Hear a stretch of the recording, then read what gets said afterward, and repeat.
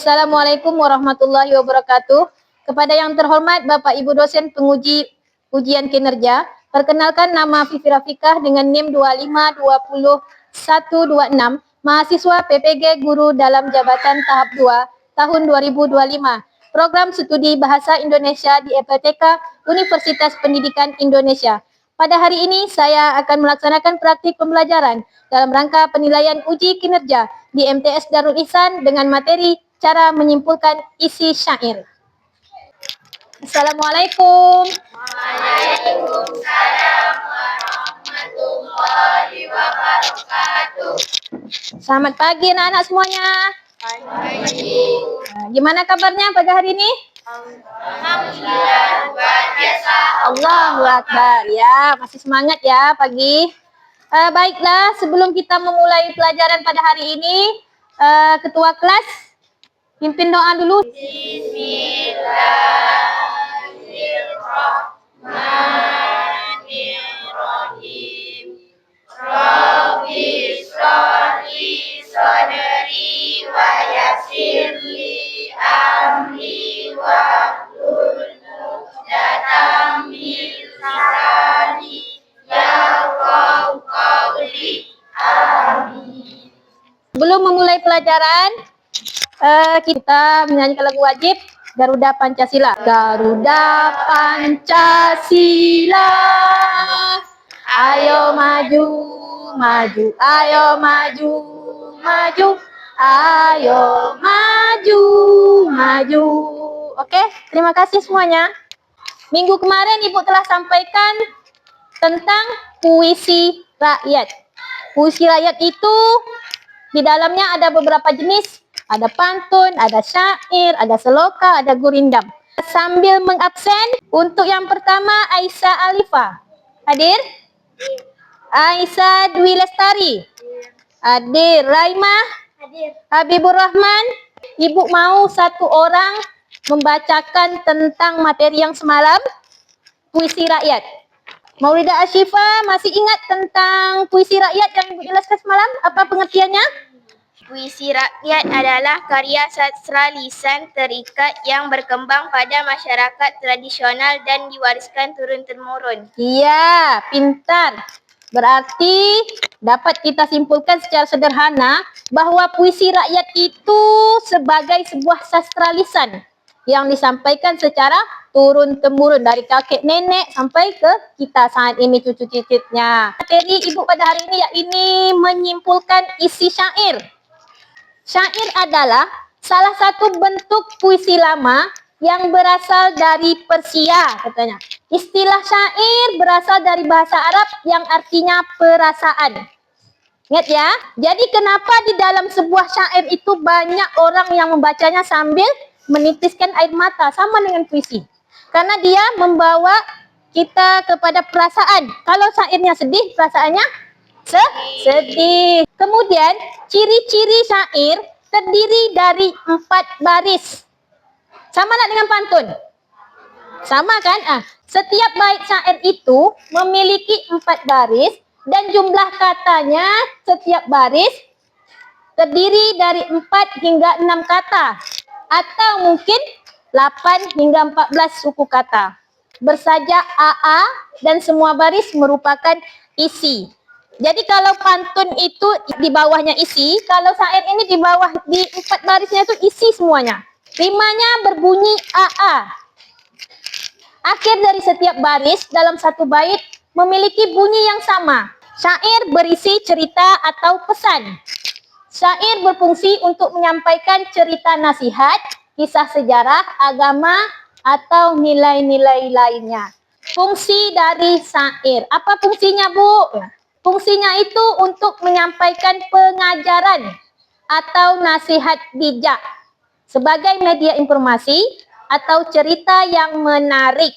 Bagaimana kita bisa menyimpul isi dari sebuah syair? Yang pertama, 1. Pahami struktur syair. Ingatlah bahwa satu bait syair terdiri dari 4 baris yang semuanya berkaitan dan memiliki makna yang saling berhubungan. Isi syair terletak pada semua bukan hanya pada beberapa baris tertentu. Ya, itu tadi yang Ibu jelaskan sebelumnya, bahwa syair itu isinya terletak pada semua larik, bukan hanya di dalam beberapa barisnya. Jadi yang nomor 2 itu identifikasi makna. Setiap baris kita identifikasi dulu bagaimana makna di setiap barisnya, baru kita bisa menyimpulkan isi yang terkandung di dalam syair tersebut. Yang ketiga, uraikan ke dalam bentuk prosa atau prafrasa. Ubahlah bahasa puitisnya menjadi bahasa sehari-hari yang mudah untuk kita pahami. Yang nomor 5, Ibu mau kelompok 3. Tentukan pesan atau hikmahnya. Simpulkan pesan atau pesan moral yang ingin disampaikan oleh penyair melalui syair tersebut. Contoh umumnya pembaca. Bacalah syair di awal hingga akhir untuk mendapatkan gambaran umum. Mengertikan, carilah makna setiap kata, terutama yang bersifat simbolik atau kiasan. Gabungkan arti dari seluruh baris untuk memahami tema atau cerita syair.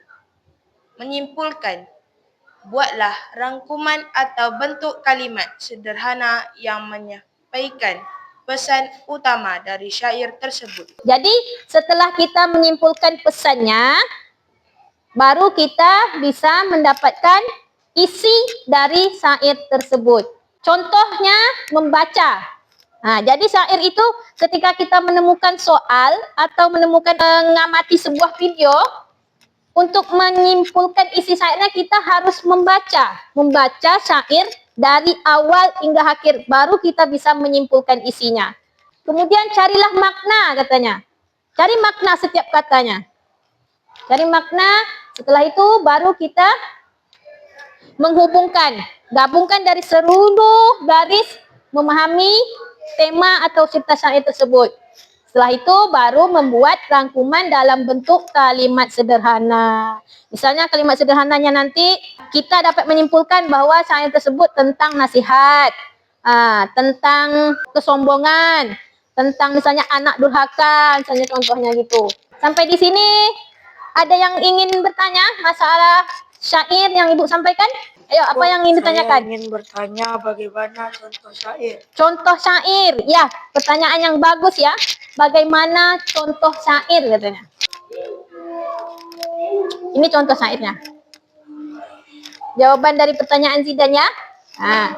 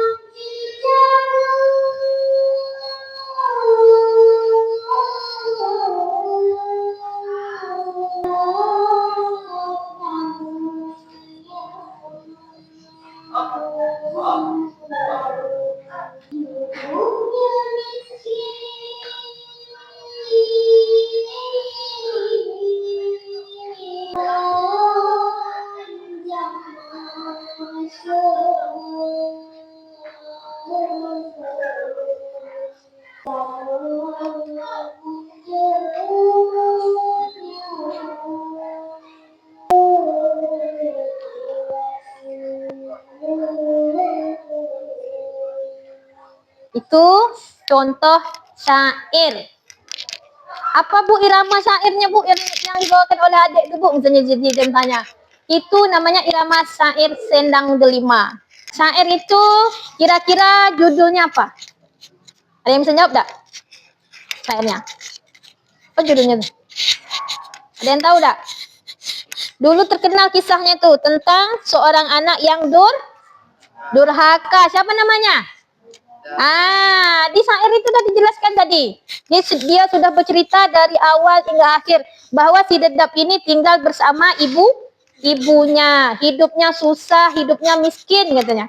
Bait ketiga, Dedap pergi berkelana. Berkelana itu kalau bahasa kita sekarang ini pergi merantau. Jadi setelah si Dedap ini pergi berkelana, dia ini hidupnya senang, kaya raya.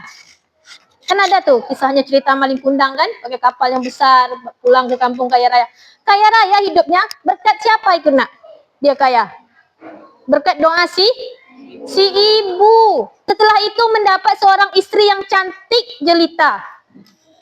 Apa tak enak? Hidup dah kaya, dapat istri cantik lagi. Kalau dia di kampung hidupnya susah bersama ibunya. Jadi syair itu isinya itulah tadi. Dia mengisahkan cerita seseorang yang itu sampai sekarang. Ya, syair Dedap ini dari ibu masih SD dulu. Ibu masih SD sudah ada syair Dedap ini. Mungkin ibu belum lahir juga, mungkin dah ada ceritanya. Sampai ke kalian sekarang.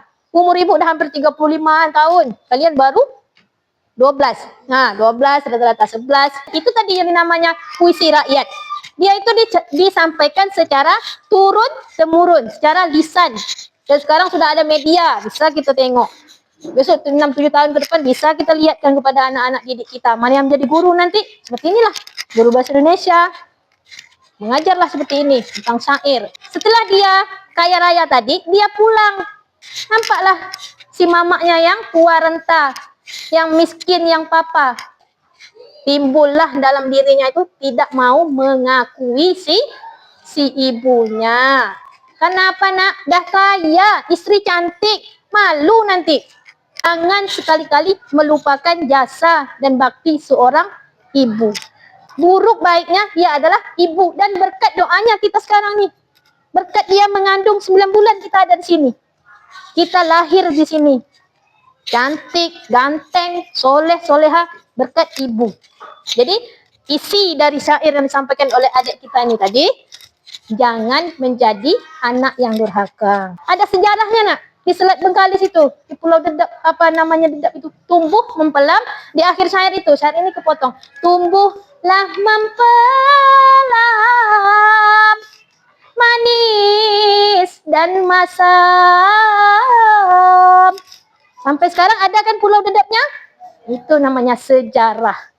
Isi dari syair yang disampaikan oleh adik ini tadi adalah jangan menjadi anak yang durhaka. Itulah cara menyimpulkan syair. Kita perhatikan dari bait pertama, bait kedua, bait ketiga. Setiap jalan syairnya itu ada isinya. Setelah dewasa, Dedap berkelana. Itu kan harus dijelaskan itu. Setelah dia dewasa dia berkelana. Mengadu untung, membawa nasibnya. Itu isi tuh. Setelah itu berkat doanya yang tercinta, doa ibundanya tercinta, maka dia menjadi orang yang kaya. Itu dinamakan tadi, setiap bait dan barisnya itu tersemat isi dari setiap syair. Itu yang membedakan syair sama pantun. Kalau pantun 2 sampiran di atas, bawah baru isi. Kita membentuk kelompok. Di situ ada syair nasihat 1, syair nasihat 2, syair nasihat 3. Kelompok 1 itu syair nasihat 4 dan 5. Kelompok 3 syair yang pertama sama kedua. Kelompok 2 nanti boleh diisi. Nanti yang maju, yang sudah selesai boleh maju atau di meja aja berdiri untuk menyampaikan hasil diskusinya.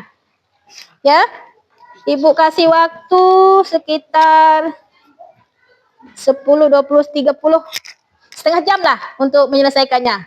Ya, boleh dikerjakan dari sekarang. Ada yang tidak mengerti? Kelompok 2. Orang kaya Jangan suka menghina, karena yang kaya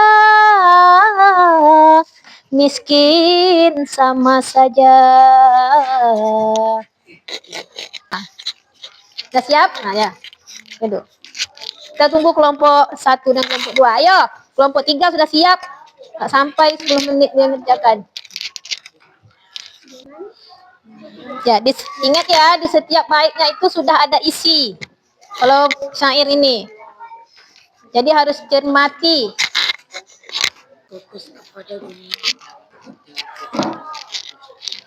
Kelompok 2 gimana?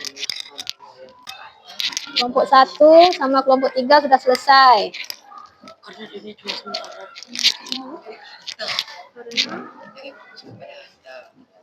Ya. Ditulis nama di kelompok ini. Tulis orang-orangnya, namanya. Nah, dibuat nama di situ. Nanti senang Ibu kasih nilai. Jangan lupa ditulis nama ya, biar nggak tertukar dengan kelompok lain nantinya. Yang penting isinya tidak berubah. Nah, buat judulnya. Kalau yang ini kan, ya bukan nasihatnya. Isi dari ini apa? Walau kamu sudah besar, katanya jangan bertutur kata dengan kasar. Jadilah pribadi yang sabar agar tetangga tak jadi gusar. Berarti dia di sini isinya tentang jangan bertutur kata kasar. Nah, udah lanjut. Ayo semangat.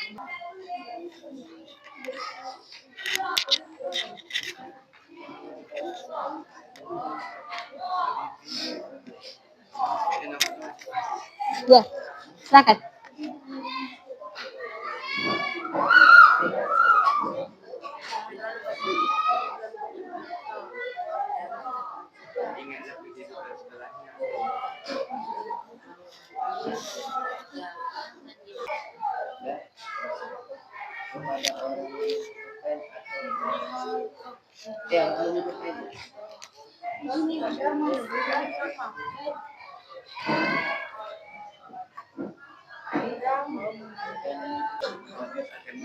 Dan sambil menunggu kelompok 2 menyelesaikan hasil diskusinya, di sini Ibu ada 3 nomor undian.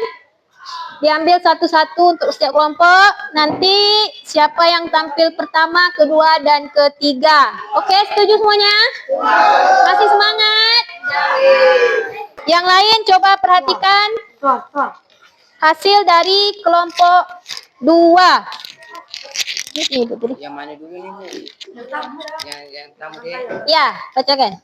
Hasil dari diskusi kami untuk hasil yang pertama, janganlah berkata kasar. Yang kedua, lanjut. Yang kedua, janganlah memandang derajat orang lain yang tinggi maupun rendah. Ya, yang ketiga, lanjut. Zidan.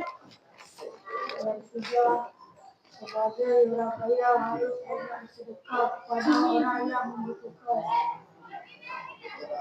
Kelompok 3 dan kelompok 1, Ibu simpulkan kembali hasil dari diskusi kelompok 2. Untuk saya nasihat yang pertama, orang kaya jangan terlalu sombong.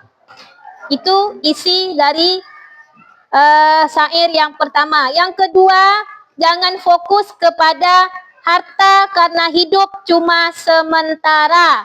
Yang ketiga, jika kita telah menjadi orang yang kaya, janganlah lupa diri. Yang keempat, jangan berkata kasar. Yang kelima, janganlah memandang derajat orang lain yang tinggi maupun rendah. Artinya kita tidak boleh membedakan antara orang yang kaya, orang yang miskin, orang yang derajatnya tinggi, dan orang yang derajatnya rendah. Kita aplaus untuk kelompok 2 atas hasil diskusinya. Lanjut kelompok 1.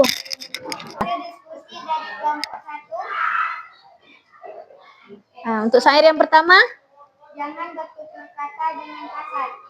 ya, yang kedua, lanjut. Silakan. Jangan memandang tinggi derajat. Untuk kelompok 2, katanya hasil yang pertama dari diskusi kelompok mereka yaitu jangan bertutur kata dengan kasar. Berarti sama dengan kelompok 1 dan kelompok 2, hasilnya sama. Ya, aplaus dulu untuk kelompok 1. Terima kasih. Dan yang kedua katanya jangan memandang tinggi derajat. Nah, ini nasihat nih. Nasihat untuk diri kita. Yang nomor 3 itu yang kaya harusnya keluar sedekah katanya. Berarti kita harus sering melihat posisi orang yang ada di bawah. Lebih baik memberi daripada meminta. Syair yang keempat, janganlah suka menghina katanya. Yang cacat misalnya tidak boleh kita menghina. Kita di dunia ini semuanya sama. Itulah pesan dari syair yang keempat yang ingin disampaikan oleh penulisnya. Yang kelima, jangan menimbun harta. Artinya kita tidak boleh tamak mengumpulkan harta. Sisihkan sedikit untuk bersedekah di jalan Allah, pada anak yatim, ke masjid, kemana. Itu pesan untuk syair nomor 5. Yang terakhir, jangan kita membandingkan atau merubah diri kita untuk menjadi seperti orang lain. Kelompok 3. Silakan kelompok 3. Pertama, jangan bertutur kata dengan kasar. Sama. Artinya anak-anak ibu semua hari ini berhasil dalam menyimpulkan syair. Jangan merasa angkuh. Lanjut. Oke, kasih aplaus dulu untuk kelompok 3. Untuk kelompok 3 ini telah menyimpulkan hasil diskusinya. Yang pertama tentang sama juga. Kita tidak boleh bertutur kata yang kasar.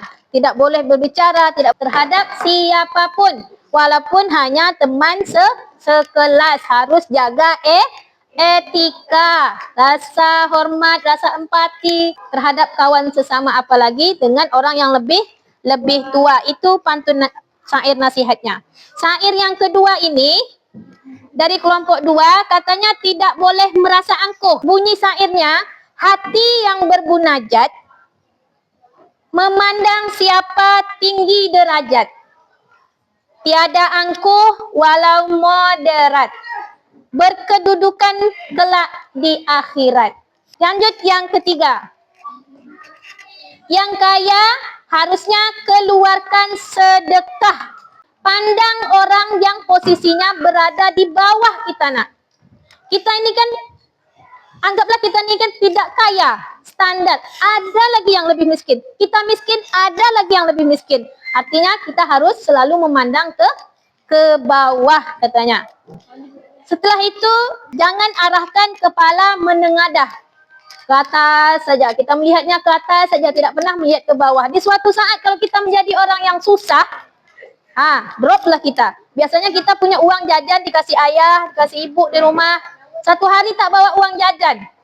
Hari-harinya kita berfoya-foya dengan uang jajan, meremehkan kawan yang tidak membawa uang jajan. Satu hari kita nanti tidak punya uang. Entah itu apa masalahnya ekonomi keluarga, tiba-tiba kita susah. Jadi kita tidak boleh selalu mengadah ke atas. Sekali-kali tengok yang di bawah. Berkawan, berteman dengan orang yang baik, asalkan baik ya, boleh. Bukan asalkan kaya. Kalau yang kaya, otomatis kita selalu melihat ke atas nantinya. Untuk yang syair selanjutnya ini, orang kaya jangan suka menghina. Karena kaya miskin itu sama saja. Tiada manusia yang hina, nak. Karena hidup itu layaknya roda. Ada waktunya kita nanti berada di bawah terlindas.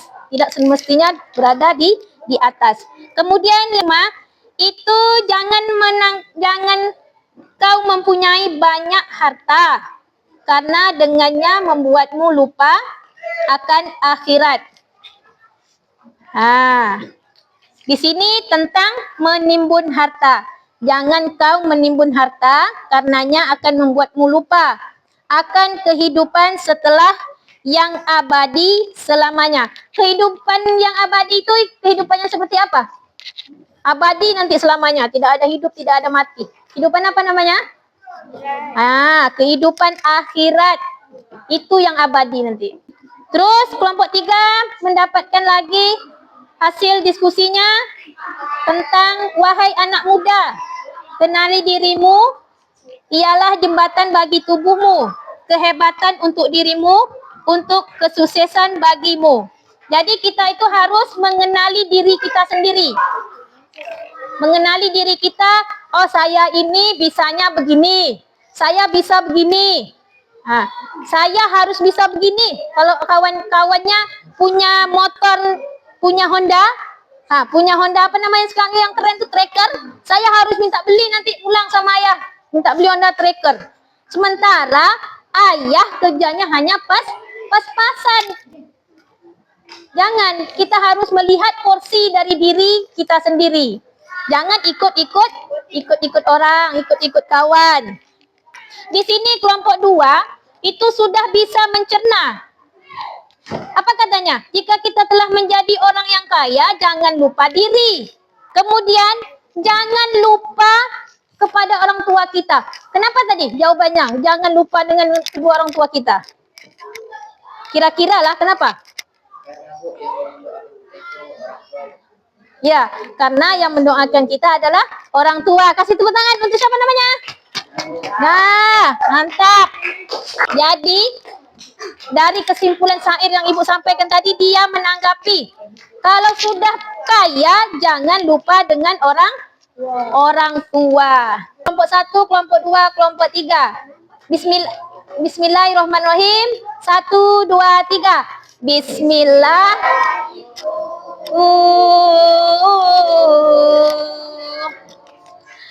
Awal perbuatan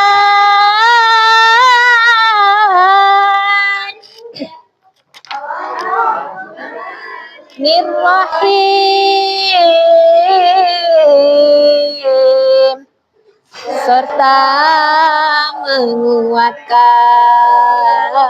puja dan puji serta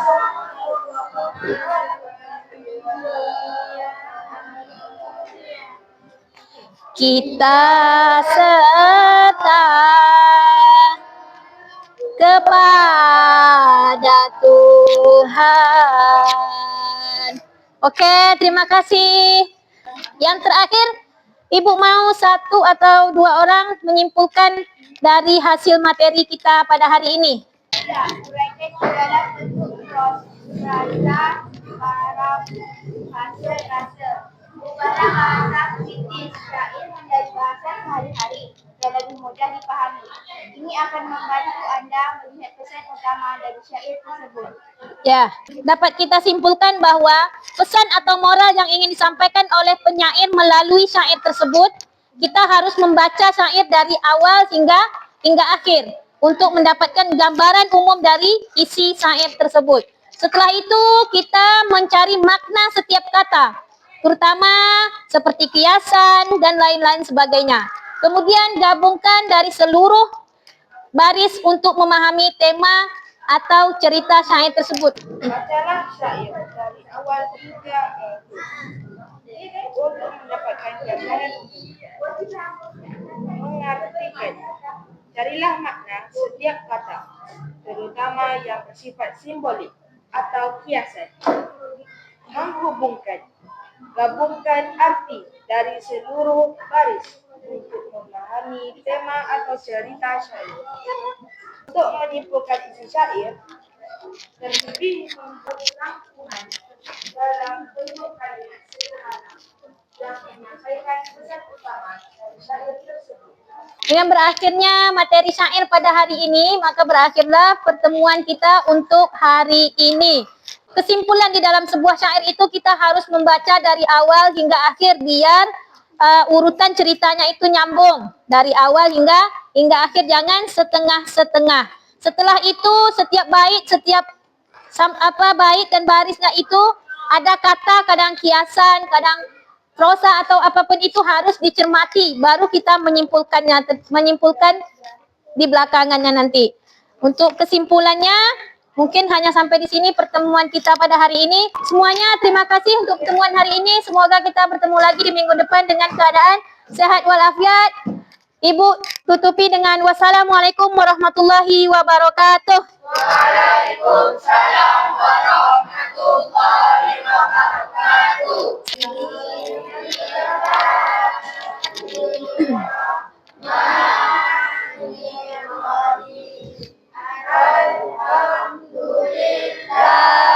rabbil alamin. Waladdallin.